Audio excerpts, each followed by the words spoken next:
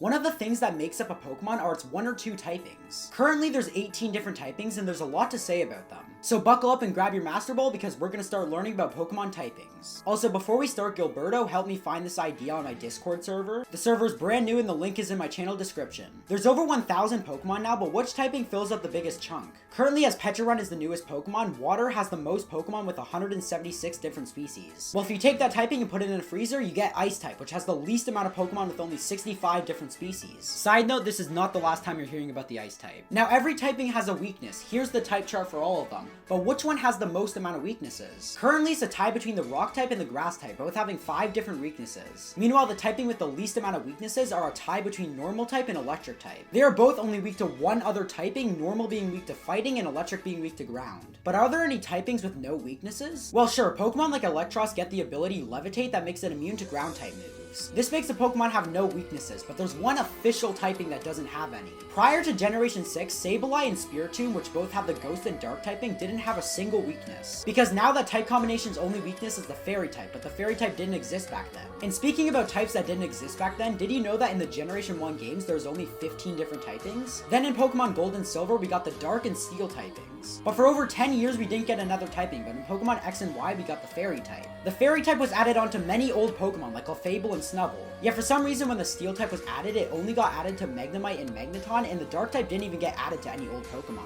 But now we're back to talking about the Ice type, and it's one of the worst. Well, in one of the 2 categories. The Ice type only has 4 weaknesses, but what makes it really bad defensively is that it only resists itself, Ice type. Yet offensively, it's arguably the best typing. The Ice type is super effective against 5 other types. So can Articuno finally be good? Probably not. Speaking about Articuno, the Ice type legendary, it was added back in Red and Blue, but what legendary typing took the longest to be implemented? And that would be the Poison type. Excluding Ultra Beast, the first ever mythical or legendary Pokemon that the Poison type got was Eternatus in Generation 8. But lucky enough for the poor Poison type, in Generation 9 it got the Loyal 3 and Petrarun. And the final biggest thing of all? Lugia is a Psychic type. I know, right? Well, I know this video is actually pretty short, but thank you everybody for watching if you made it here, and I'll see you guys in the next one, so goodbye.